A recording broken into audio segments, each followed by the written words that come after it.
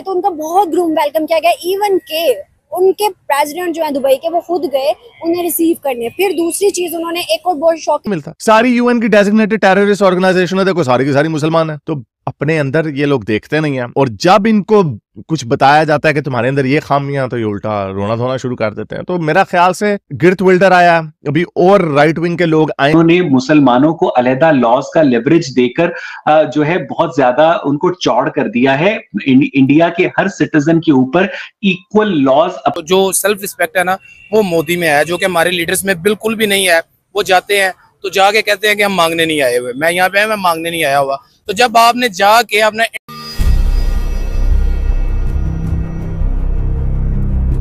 राम राम दोस्तों, आप सभी का स्वागत है आपके अपने YouTube चैनल स्पेशल भारत पे। और मैं आपके लिए एक और इंटरेस्टिंग सी वीडियो लेके आया हूँ। तो बात करते हैं आज मोदी जी के दुबई के दौरे पर। उस दौरे के अंदर पीएम मोदी रात के टाइम वहाँ पे पहुँचे और लगभग 2-2:30 बजे का टाइम था जिस टाइम पे वो वहाँ पे पहुँचे। मोदी जी वहाँ पे COP 28 के शिखर सम्मेलन में सम्मिलित होने के लिए गए हुए हैं। और वहां पे पहुंचते ही उनका स्वागत वहां के उप प्रधानमंत्री शेख सैफ से बिन जायद अल नहायन ने गले लगाकर किया। और उसके बाद जैसे ही वहां से मोदी जी रवाना होके एक अपने होटल पे पहुंचते हैं, तो वहां पे जो भारतीय हैं उन्होंने उनका बड़ा गर्मजोशी के साथ स्वागत किया। और वहां पे नारे लगे, भारतीय लोगों ने वहाँ पे नारे लगाए मोदी मोदी के, और अब की बार मोदी सरकार और वंदे मातरम के नारे लगाए। पीएम मोदी ने सभी लोगों को उत्साह का अभिनंदन किया और उन्होंने हाथ मिलाकर लोगों से बातचीत भी की। पूरा इलाका मोदी और भारत माता के नारों से गूंज उठा। इसके साथ साथ इसके दूसरी तरफ पाकिस्तान के पीएम जो वहाँ पे गए हैं अभी यूएई में, और तो वहाँ पे जाके उन्होंने क्या करना था, उन्होंने तो वही भीख मांगने गए थे। तो भाई उनका स्वागत के लिए कौन आता और कौन नहीं आता है। अगर कोई आता तो भी अच्छी बात ही, नहीं आता तो भी अच्छी बात ही। पर उनके स्वागत के लिए भी कोई वहाँ का जो छोटा मोटा मंत्री होता वो गया था और उसने उसको रिसीव किया, बट उनसे प्रिंस नहीं मिले। और अब मोदी जी के स्वागत में उन्होंने गले लगाया शेख ने, और उनके हाथ पे एक बैंड बांधा और कहा कि जिस तरह से हमारे रिश्ते पहले रहे हैं, हम इसी तरह से अपने रिश्तों को और बुलंदियों तक पहुँच।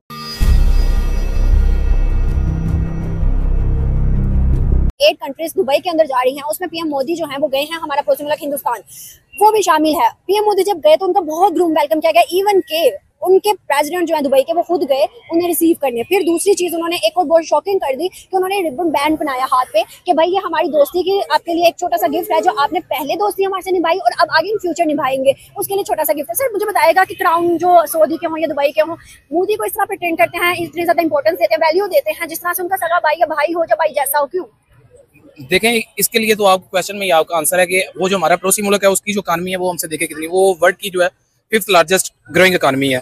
और अगर आप बात करें IMF वगैरह की, तो पाकिस्तान IMF के कितने अब तक जो ले चुका है, फंड कितने ले चुका है। और हिंदुस्तान ने 2000 के बाद IMF से एक मरतबा भी रुजू नहीं किया कि हमें पैसों की जरूरत है।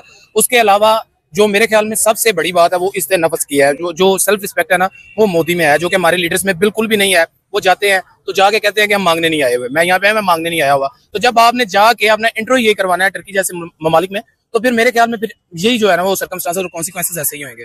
मोदी में किस तरह की खुददारी है? लाइक उसको आप सेल्फ रिस्पेक्ट भी बोल सकते हैं और आप उसको किसी तरह ना हकार भी बोल सकते हैं, क्योंकि वो बहुत ज्यादा हद तक ना अपने आप में रहता है। अगर आप वर्ल्ड कप की बात करें तो रिसेंटली अभी वर्ल्ड कप हुआ है जो इंडिया और ऑस्ट्रेलिया में फाइनल हुआ है, तो वो जीता है ऑस्ट्रेलिया। और जो मतलब कि ट्रॉफी देनी थी वो मोदी ने देनी थी, तो अभी इंडिया हारा हुआ था फाइनल में, मोदी गया, उसने जाके कोई बात नहीं की, पैट कमिंस को उसने ट्रॉफी दी है और खुद वो चला गया। तब की भी दी थी? तब की नहीं दी है उसको, ऐसे किया था मतलब तब की दी थी। बस एक जो है ना सरसरी साहब वो चला गया, वो पैट कमिंस वैसे ही वहां पे खड़ा हुआ है, तो वो अपने आप में रहता है। और यही जो हरकत है ना वो उसकी मेरे ख्याल में लोगों को पसंद आती है, जो बाकी मालिक भी चाहिए ना। मतलब देखे तरह तरह के लोगों को तरह तरह की जगह पे जाके खुद को प्रिटेंड करवाना कि भाई मेरे मुल्क के लिए 2 बिलियन दे दो, 1 बिलियन दे दो, 1 मिलियन दे दो। मतलब इस तरह का पीएम हो तो फिर उस कंट्री की क्या इज्जत होगी? मेरे ख्याल में तो आप यही कह रहे हैं, यही मैंने आपको पहले कहा कि ऐसे ही होएगा जब तक ये इनको पता नहीं ना चलेगा कि हमारी जियोग्राफिकल लोकेशन क्या है, हमारे पास रिसोर्सेज क्या है, उसको जब तक इन्होंने प्रॉपर जो है ना यूज नहीं ना करना, तब तक इनका यही असर रहेगा। अभी आप अगर इंडिया की आईटी कंपनी देखें तो वो पूरी दुनिया में जो आईटी कंपनी है वो इंडिया की फेमस है। इसके अलावा उनकी इकॉनमी भी आपको पता है जो है वो वर्ल्ड लार्जेस्ट ग्रोइंग इकॉनमी है इस वक्त, वो थर्ड पे चले जाएंगे ये बाय द एंड ऑफ 2024। तो इसलिए वो सबको उनके साथ इंपोर्ट और एक्सपोर्ट को अपनी कंटिन्यू रखने के लिए उनके साथ ऐसा करना पड़ता है। क्या हमारे पीएम ही वजह है जो आज 26 ममालिक ने इंडियंस को एक गिफ्ट दिया है? वो क्या कि उन्होंने 26 ममालिक ने कहा कि भाई हम आपको फ्री वीजा एंट्री देना स्टार्ट कर रहे हैं।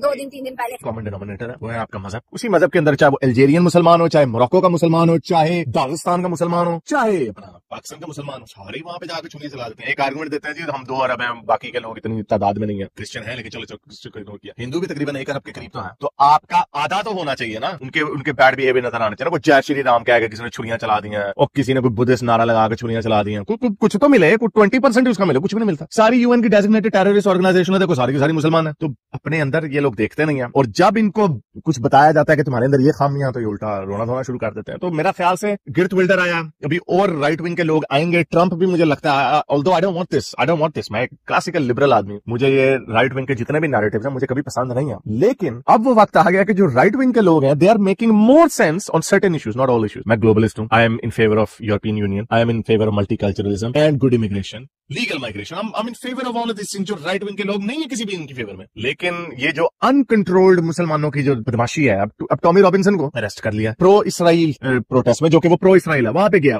उसको पुलिस कहती है तुमने लोगों को यहाँ पे अलार्म और डिस्ट्रेस देना है, तो उसने पूछा लोगों से कि क्या अलार्म और डिस्ट्रेस है, अभी क्या मैंने आपको तंग किया, आप मेरे से परेशान हो? सारे लोग कह रहे हैं no we love you Tommy, we love you Tommy, लेकिन वहां पर उसको पुलिस पकड़ लगी। तो ये 2 टियर पुलिस हमें नजर आ रही है, कि जब वो फलस्तीन के झंडे मॉन्यूमेंट्स के ऊपर लगाते हैं तो कोई रिएक्शन नहीं, पुलिस वहां पे please calm down please, I don't think so you should stand up there. उसके बाद जापान ने सरेंडर करा है।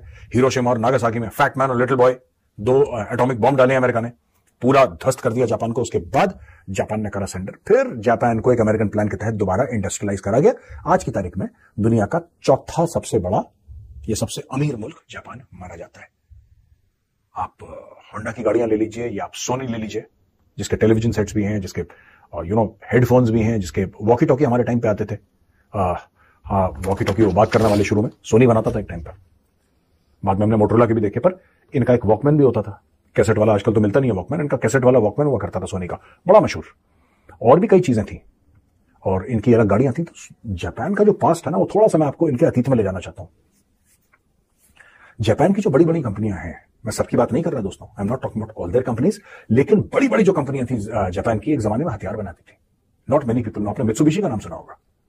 मित्सुबिशी जो पेजेरो बनाती है, मित्सुबिशी की गाड़ियां होती हैं, आपको मित्सुबिशी के इलेक्ट्रिकल आइटम्स, मित्सुबिशी की शिप्स आपने देखे होंगे, shipping container, shipping lines Mitsubishi की, बहुत बिलियंस ऑफ डॉलर्स का कारोबार। पॉलिटिशियंस हैं, उन्होंने मुसलमानों को अलहदा लॉज का लेवरेज देकर जो है बहुत ज्यादा उनको चौड़ कर दिया है। इंडिया के हर सिटीजन के ऊपर इक्वल लॉज अप्लाई होने चाहिए और इंडिया के मुस्लिम्स के ऊपर मुस्लिम शरीयत लॉज अप्लाई करके आप उनको मेन स्ट्रीम से अलहदा कर देते हैं। और मुस्लिम क्लरिक्स इंडिया के अंदर अगर मुसलमानों के ऊपर किसी भी किस्म का जुल्म करते हैं, कोई डिवोर्स के मामला होते हैं, कोई टॉर्चर के मामला होते हैं, तो एक इंडियन मुस्लिम वुमेन को वो प्रोटेक्शन हासिल नहीं है जो एक हिंदू इंडियन वुमेन को प्रोटेक्शन हासिल है under the Indian civil code. Rohit, जो लोग बोलते हैं ना कि 2014 से के बाद इंडिया में ये हो गया, इंडिया में वो हो गया और मुसलमानों के लिए रहना मुश्किल है, तो यार एक